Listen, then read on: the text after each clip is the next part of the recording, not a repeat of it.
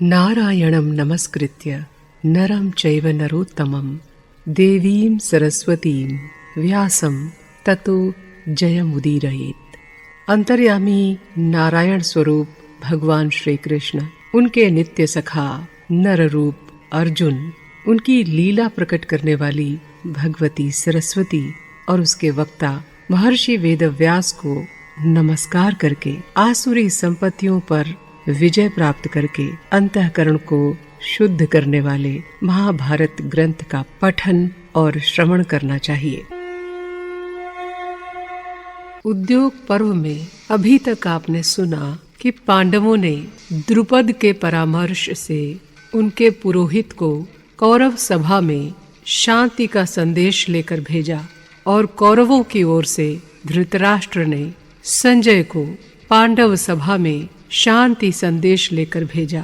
दोनों ओर से एक दूसरे के संदेशों का आदान प्रदान किया गया, किंतु बात नहीं बनी। अब आगे की कथा। राजा युधिष्ठिर से आज्ञा लेकर संजय वहां से चल दिए। हस्तिनापुर पहुंचकर वो अति शीघ्र द्वारपाल से बोले कि प्रहरी, तुम राजा धृतराष्ट्र को मेरे आने की सूचना दो और मुझे अति शीघ्र उनके पास ले चलो। द्वारपाल ने राजा से कहा कि संजय आपसे मिलना चाहते हैं। धृतराष्ट्र ने कहा, संजय को स्वागत पूर्वक भीतर ले आओ। तब संजय ने उनके महल में प्रवेश किया और राजा को हाथ जोड़कर प्रणाम किया और कहा, राजन, मैं पांडवों से मिलकर यहाँ आया हूँ। पांडुनंदन राजा युधिष्ठिर ने आपको प्रणाम कहा है। उन्होंने बड़ी प्रसन्नता के साथ आपके पुत्रों का समाचार भी पूछा है। तब धृतराष्ट्र ने धर्मराज और उनके परिवार की कुशलता पूछी। संजय ने कहा, राजन, युधिष्ठिर अपने मंत्रियों के साथ कुशल पूर्वक हैं और अब वे अपना राज्य भाग लेना चाहते हैं। वे विशुद्ध भाव से धर्म और अर्थ का सेवन करने वाले मनस्वी, विद्वान और शीलवान हैं, किंतु आप अपने कर्मों की ओर दृष्टि डालिए। धर्म और अर्थ से युक्त जो श्रेष्ठ पुरुषों का व्यवहार है, उससे बिल्कुल विपरीत आपका बर्ताव है। इसके कारण इस लोक में आपकी बहुत निंदा हो चुकी है। आप अपने पुत्रों के वश में होकर पांडवों के बिना ही सारा राज्य अपने अधीन कर लेना चाहते हैं। आपके द्वारा पृथ्वी पर बड़ा अधर्म फैलेगा। ये कर्म आपके योग्य कदापि नहीं है। आपके ये मंत्री लोग, इन्होंने पांडवों को राज्य न देने का जो प्रबल निश्चय किया है, ये कौरवों के नाश का ही कारण है। यदि अपने पाप के कारण कौरवों का असमय ही विनाश होने वाला होगा, तो इसका सारा अपराध युधिष्ठिर आपके सिर पर रखकर इनका विनाश भी करना चाहेंगे। इसलिए संसार में आपकी बड़ी निंदा होगी। राजन, इस जगत में प्रिय अप्रिय, सुख दुख, निंदा प्रशंसा, ये मनुष्य को प्राप्त होते ही रहते हैं, परंतु निंदा उसी की होती है जो अपराध करता है और प्रशंसा भी उसी की होती है जिसका व्यवहार उत्तम होता है। और अब यदि आज्ञा हो तो मैं अब विश्राम करना चाहता हूँ। धृतराष्ट्र ने कहा, सूत पुत्र, मैं आज्ञा देता हूँ कि आप विश्राम करें और कल सवेरे सभा में युधिष्ठिर का संदेश सभी कौरवों को सुनाएं। संजय के चले जाने पर राजा धृतराष्ट्र ने द्वारपाल से कहा, मैं विदुर से मिलना चाहता हूँ, उन्हें अतिशीघ्र बुला लाओ।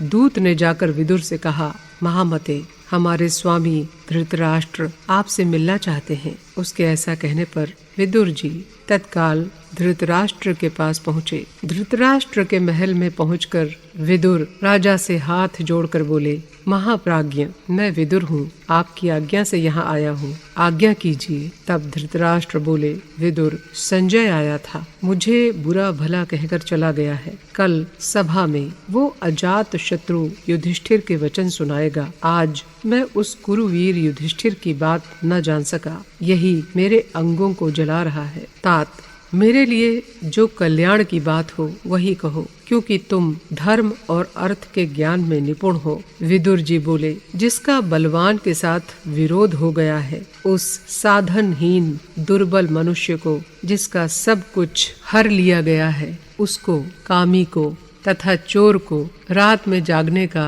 रोग लग जाता है। नरेंद्र, कहीं आपका भी तो इन महान दोषों से संपर्क नहीं हो गया है? कहीं पराये धन के लोभ से आप भी तो कष्ट नहीं पा रहे हैं? धृतराष्ट्र ने कहा, मैं तुम्हारे धर्मयुक्त तथा कल्याण करने वाले सुंदर वचन सुनना चाहता हूँ, क्योंकि इस राजर्षि वंश में केवल तुम ही विद्वानों के भी माननीय हो। विदुर ने कहा, महाराज धृतराष्ट्र, श्रेष्ठ लक्षणों से संपन्न राजा युधिष्ठिर तीनों लोकों के स्वामी हो सकते हैं। वे आपके आज्ञाकारी थे, पर आपने उन्हें वन में भेज दिया। आप धर्मात्मा और धर्म के जानकार होते हुए भी आँखों से अंधे होने के कारण उन्हें पहचान न सके। इसी से उनके विपरीत हो गए और राज्य का भाग देने में आपकी सम्मति नहीं हुई। युधिष्ठिर, आप में पूज्य बुद्धि रखते हैं। इन्हीं सद्गुणों के कारण वे सोच विचार कर चुपचाप बहुत से क्लेश सह रहे हैं। आप दुर्योधन, शकुनी,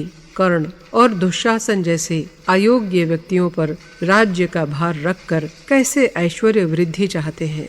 वास्तविक स्वरूप का ज्ञान, उद्योग, दुख सहने की शक्ति और धर्म में स्थिरता, ये गुण जिस मनुष्य को पुरुषार्थ से च्युत नहीं करते, वही पंडित कहलाता है। जो अच्छे कर्मों का सेवन करता है और बुरे कामों से दूर रहता है, साथ ही जो आस्तिक और श्रद्धालु है, उसके ये सद्गुण पंडित होने के लक्षण हैं। उन्नति चाहने वाले पुरुषों की नींद, तंद्रा, डर, क्रोध, आलस्य तथा दीर्घ सूत्रता, इन 6 दुर्गुणों को त्याग देना चाहिए। उपदेश न देने वाले आचार्य, मंत्रोच्चारण न करने वाले होता, रक्षा करने में असमर्थ राजा, कटु वचन बोलने वाली स्त्री, ग्राम में रहने की इच्छा वाले ग्वाले तथा वन में रहने की इच्छा वाले नाई, इन 6 को उसी भांति छोड़ दे जैसे समुद्र की सैर करने वाला मनुष्य फटी हुई नाव का परित्याग कर देता है।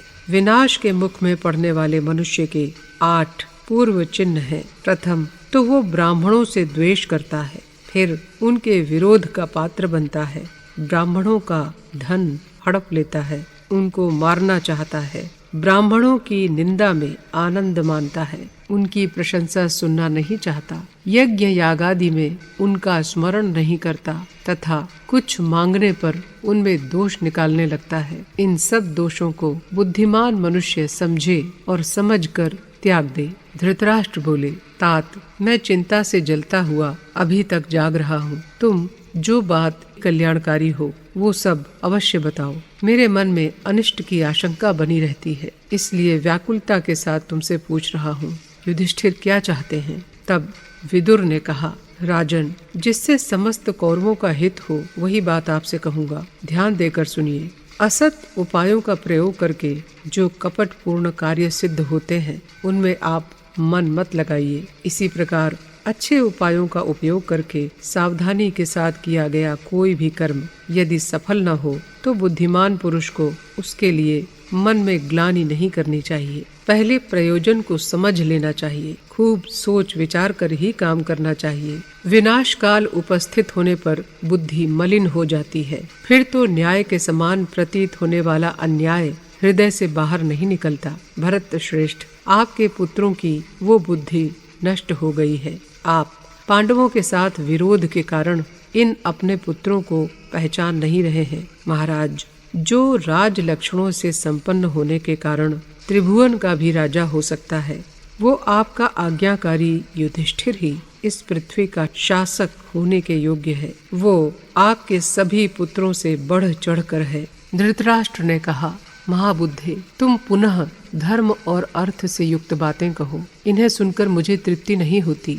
विदुर ने कहा, सब तीर्थों में स्नान और सब प्राणियों के साथ कोमलता का बर्ताव, ये दोनों एक समान हैं। विभो, आप अपने पुत्र कौरव, पांडव दोनों के साथ समान रूप से कोमलता का बर्ताव कीजिए।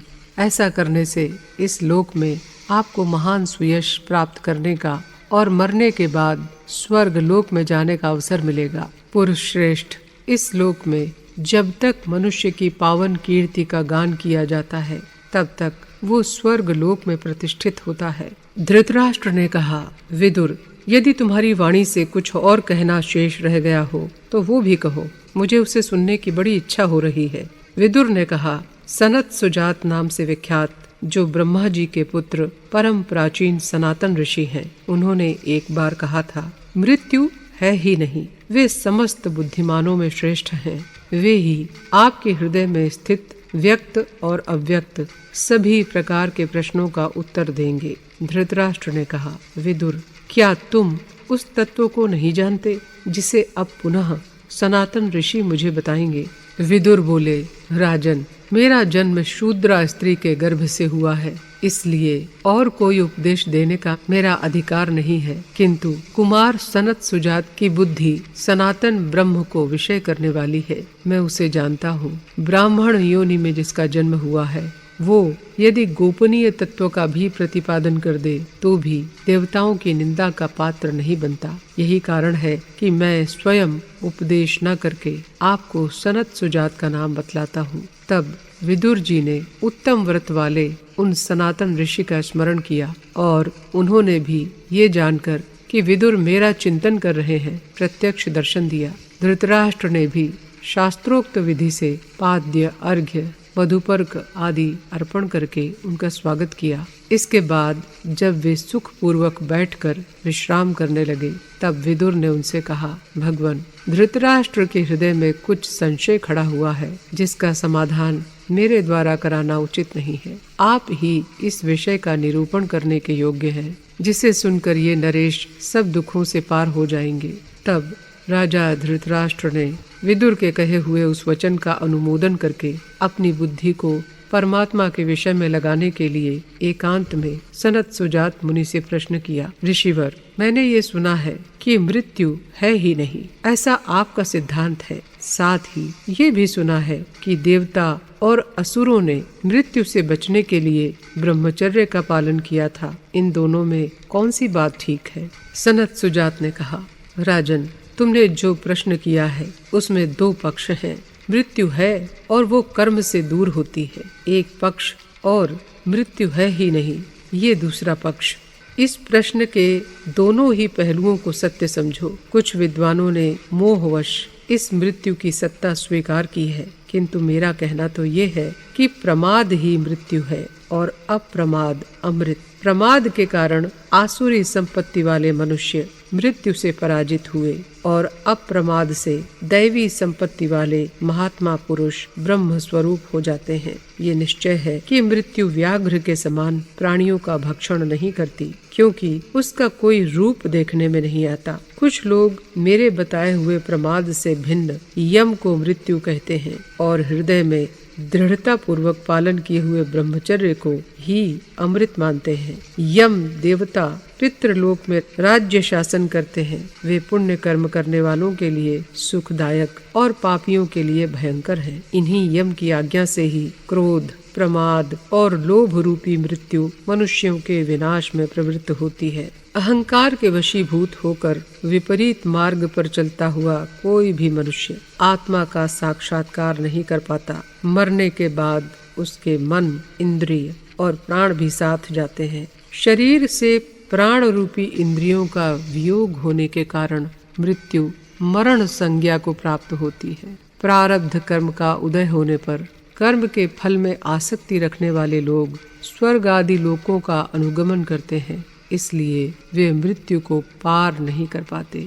जो मृत्यु को जीतने की इच्छा रखता है, उसे चाहिए कि विषयों के स्वरूप का विचार करके उन्हें तुच्छ मानकर कुछ भी न गिनते हुए उनकी कामनाओं को उत्पन्न होते ही नष्ट कर डाले। इस प्रकार जो विद्वान विषयों की इच्छा को मिटा देता है, उसको मृत्यु की भांति मृत्यु नहीं मारती, अर्थात वो जन्म मरण से मुक्त हो जाता है। हे राजन, तुम भी अपने हृदय आकाश में स्थित उस विख्यात परमेश्वर की उपासना करो।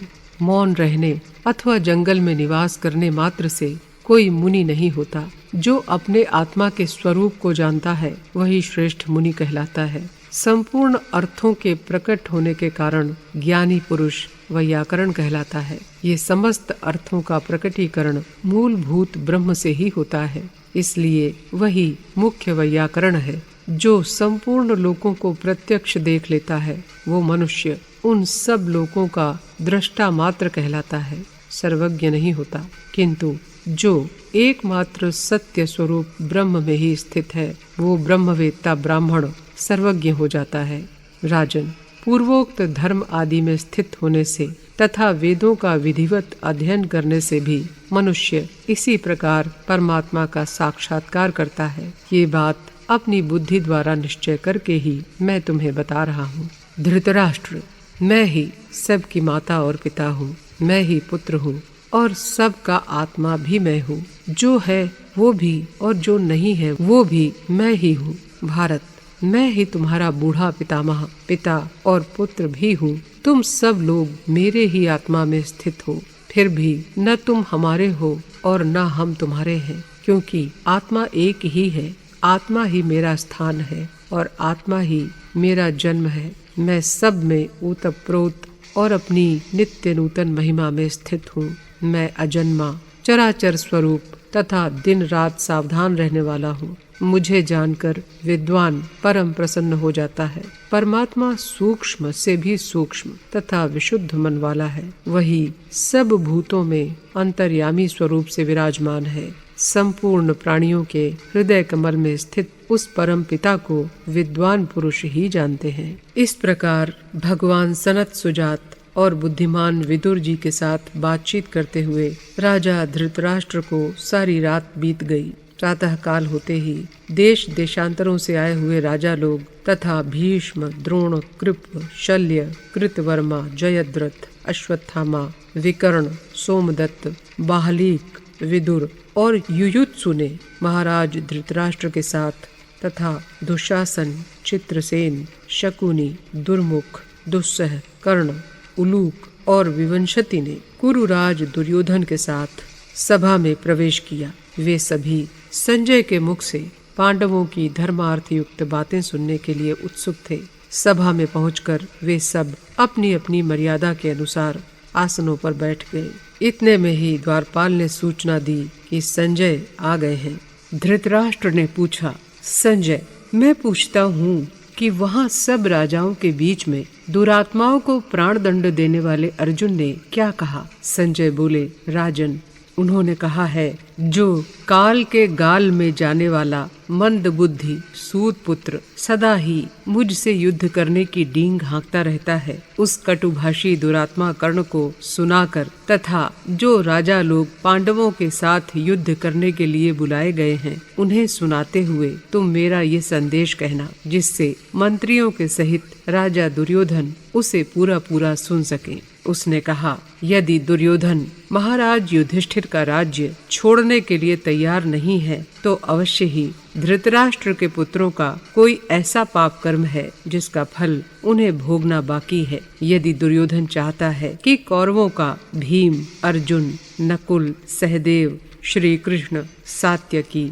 धृष्टद्युम्न, शिखंडी और अपने संकल्प मात्र से पृथ्वी और आकाश को भस्म करने वाले महाराज युधिष्ठिर के साथ युद्ध हो तो ठीक है। इससे तो पांडवों का सारा मनोरथ पूर्ण हो जाएगा। आपको संधि करने की कोई आवश्यकता नहीं है, फिर तो युद्ध ही होने दें। महाराज युधिष्ठिर बहुत दिनों से अनेक प्रकार के कष्ट उठाते रहने पर भी सत्य ही बोलते हैं और आप लोगों के कपट व्यवहारों को सहन करते रहते हैं। लेकिन जिस समय वे अनेकों वर्षों से इकट्ठे किए हुए अपने क्रोध को कौरवों पर छोड़ेंगे, उस समय दुर्योधन को पछताना पड़ेगा। जिस समय दुर्योधन रथ में बैठे हुए गदाधारी भीमसेन को बड़े वेग से क्रोध रूप विष उगलते हुए देखेंगे, उस समय उसे युद्ध करने के लिए अवश्य पश्चाताप होगा। जब विचित्र योद्धा नकुल युद्ध स्थल में शत्रुओं के सिरों की ढेरी लगा देगा, तब लज्जाशील, सत्यवादी और समस्त धर्मों का आचरण करने वाला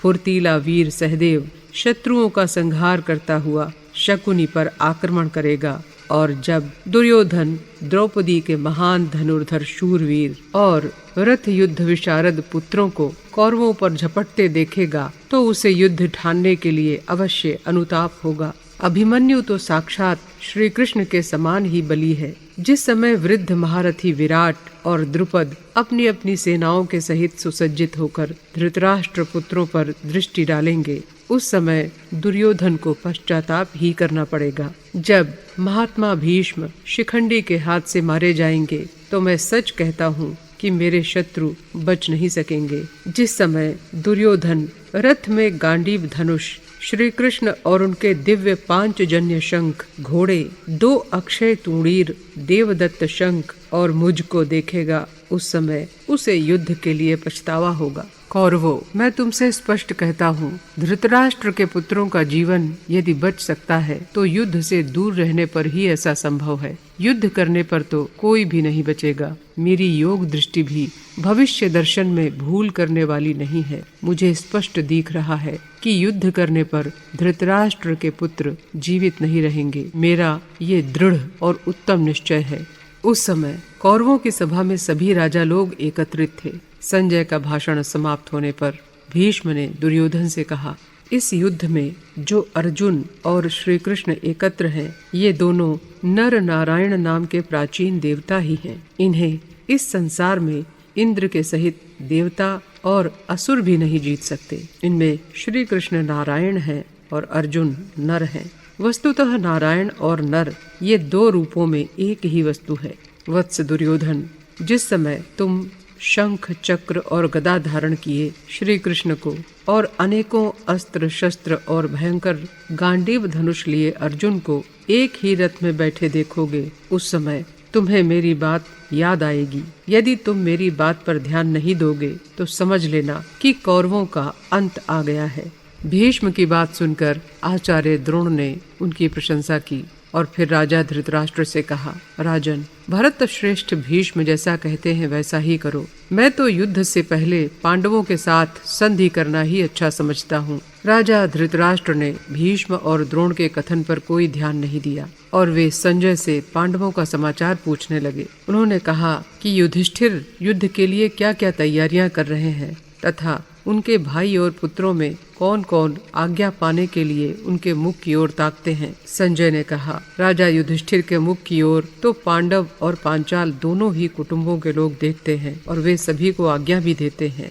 ग्वालिये और गडरियों से लेकर पंचाल, केकय और मत्स्य देशों के राजवंश तक सभी युधिष्ठिर का सम्मान करते हैं। तब धृतराष्ट्र ने कहा, संजय, ये तो बताओ कि पांडव लोग किसकी सहायता पाकर हमारे ऊपर चढ़ाई कर रहे हैं। संजय ने कहा, श्री कृष्ण के साथ अकेले अर्जुन ने ही अग्नि की तृप्ति के लिए युद्ध में इंद्र को परास्त कर दिया था। उन्होंने युद्ध करके साक्षात देवाधिदेव त्रिशूल पाणी भगवान शंकर को प्रसन्न किया था। यही नहीं, धनुर्धर अर्जुन ने ही समस्त लोकपालों को जीत लिया था। उन्हीं अर्जुन को साथ लेकर पांडव आप पर चढ़ाई कर रहे हैं। जिन्होंने म्लेच्छों से भरी हुई पश्चिम दिशा को अपने अधीन कर लिया था, वे तरह तरह से युद्ध करने वाले वीर नकुल भी उनके साथ हैं तथा जिन्होंने काशी, अंग, मगध और कलिंग देशों को युद्ध में जीत लिया था, वे सहदेव भी आप पर आक्रमण करने में उनके सहायक हैं। पितामह भीष्म के वध के लिए जिसे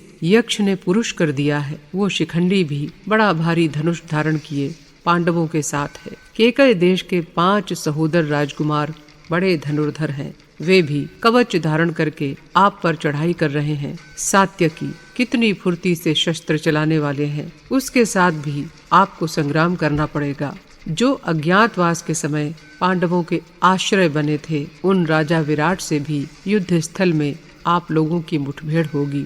महारथी काशीराज भी उनकी सेना का योद्धा है। आपके ऊपर चढ़ाई करते समय वो भी उनके साथ रहेगा। जो वीरता में श्री कृष्ण के समान और संयम में महाराज युधिष्ठिर के समान है, उस अभिमन्यु के सहित पांडव लोग आप पर आक्रमण करेंगे। शिशुपाल का पुत्र एक अक्षौहिणी सेना लेकर पांडवों के पक्ष में सम्मिलित हुआ है। जरासंध के पुत्र सहदेव और जयतसेन ये रथ युद्ध में बड़े ही पराक्रमी हैं। वे भी पांडवों की ओर से युद्ध करने को तैयार हैं। महातेजस्वी द्रुपद बड़ी भारी सेना के साथ पांडवों के लिए प्राणांत युद्ध करने के लिए तैयार हैं। इसी प्रकार पूर्व और उत्तर दिशाओं के और भी सैकड़ों राजा पांडवों के पक्ष में हैं।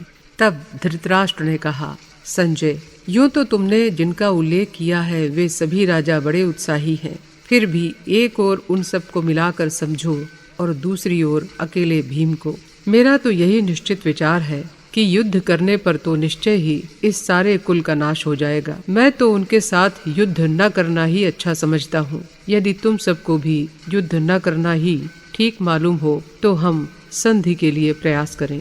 संजय ने कहा, महाराज आप जैसा कह रहे हैं वैसी ही बात है। मुझे भी गांडीव धनुष से समस्त क्षत्रियों का नाश दिखाई दे रहा है। ये सभी बातें सुनकर दुर्योधन ने कहा, महाराज आप डरे नहीं, हमारे विषय में कोई चिंता करने की आवश्यकता नहीं है। हम काफी शक्तिमान हैं और संग्राम में शत्रुओं को परास्त कर सकते हैं। दुर्योधन की बात सुनकर अश्वत्थामा ने कहा, राजन तुम डरो मत। जिस समय हम लोग युद्ध में खड़े होंगे शत्रु हमें जीत नहीं सकेंगे। हम में से प्रत्येक अकेला ही सारे राजाओं को जीत सकता है। वे आए तो सही, हम अपने पैने बाणों से उनका सारा उत्साह ठंडा कर देंगे। उद्योग पर्व में आज की कथा बस यहीं तक। आगे की कथा के लिए कीजिए अगले एपिसोड का इंतजार। तब तक के लिए नमस्कार।